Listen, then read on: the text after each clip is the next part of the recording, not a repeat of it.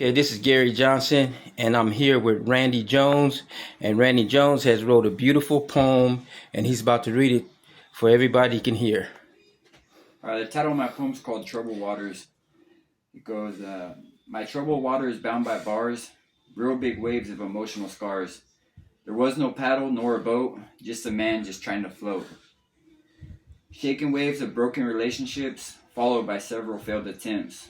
Of so many things, like being a father, staying sober, and being a brother, and even loving my mother. No living amends for those I've hurt, pain, shame, and guilt, all weaved into one quilt. Okay, that's beautiful. Now, Randy, can you tell us what that poem personally mean to you? Yeah, so these troubled waters, we were, talking about just the troubles in our lives that we face, and coming from a background of addicts and struggling with addiction myself for 10 plus years. It just kind of sums up life. You're bound by bars. I've spent multiple years behind bars in prison, and emotional scars, just from everything. There's the no paddle or no boat. You just feel that hopeless game. There's no future when you're out there, using. You just feel hopeless and broke and shameful, and just the failed attempts is just So, that we face. you trying to tell me you have problems with drugs? Yeah. And have you ever been in prison because of drugs? Yeah, every one of my prison terms, every last one of my prison terms was. Okay, now you at the Nasty Clark Recovery Center, and did you come from prison to and enter this program or what? Yeah, I came from custody. I came from county jail, not from prison, but I was getting ready to go back to prison on my third strike. Okay, and now prior to you going to prison, have you had employments? Yeah, yes. So I've been pretty successful as far as employment. I've done everything as low as being a laborer and as high as being an assistant superintendent. I've worked in Ironworkers Union and had very successful jobs. So you done made good money, had homes, houses, and cars, all that kind of stuff. Yeah. So did you lose any of that due to drug use? Everything I gave back to drugs. I literally have a closet full of clothes and the shoes on my feet. Oh, wow. So what was your choice of drugs? Heroin was my drug of choice. Wow. The comfort of heroin was something I fell in love with, but my drug of choice really is more. It's whatever you have, I'll try it. So you'll try anything. So what about fentanyl? Have you tried that? I did try fentanyl. 2 times I tried fentanyl, 2 times I died. Both times I didn't get over 2 hits.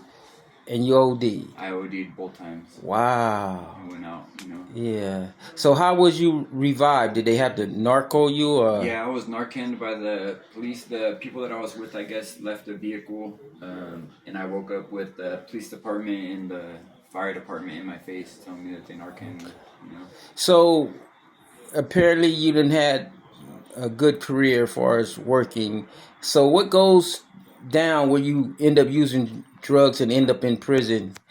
You know what? For me, I'm still working on that path. I don't know, but it's always been a 1, 2, 3 done kind of thing for me, where I think I got the first 3 steps of recovery up until you find a higher power, and then when it comes to the time to look at myself, I don't do that, so I haven't really done that process of self-examination. And I think it's my emotions that take me out. Well, I remember you explaining that you get everything. You get the house, you get the car, you get the job. And then once you get everything and you looking like you successful, then all of a sudden you just... Yeah, multiple times I've done that. I don't know what that is as a self-destruction, or I don't know, but I set those goals, I make those goals, and then and then I give it all away. Okay, what's the longest period of time you ever been drug-free? Drug-free, 3 years. 3 years? 3 years is the longest period, yeah. Wow. And after 3 years, what made you go back to using drugs? Was it associations or having a bad time, going through stressful periods, or what? Yeah, most of it was going through stressful periods and forgetting a lot of the stuff, forgetting where I was. Yeah. Big time. Okay, what about AA meetings? Okay, so my experience with AA and NA is I actively attend them. You know, I like them. I enjoy the camaraderie. I grew up playing sports my whole life. You know, I was an athlete in the state of Washington. I wrestled for USA Collegiate Wrestling. I played basketball. I played soccer for 6 years, football.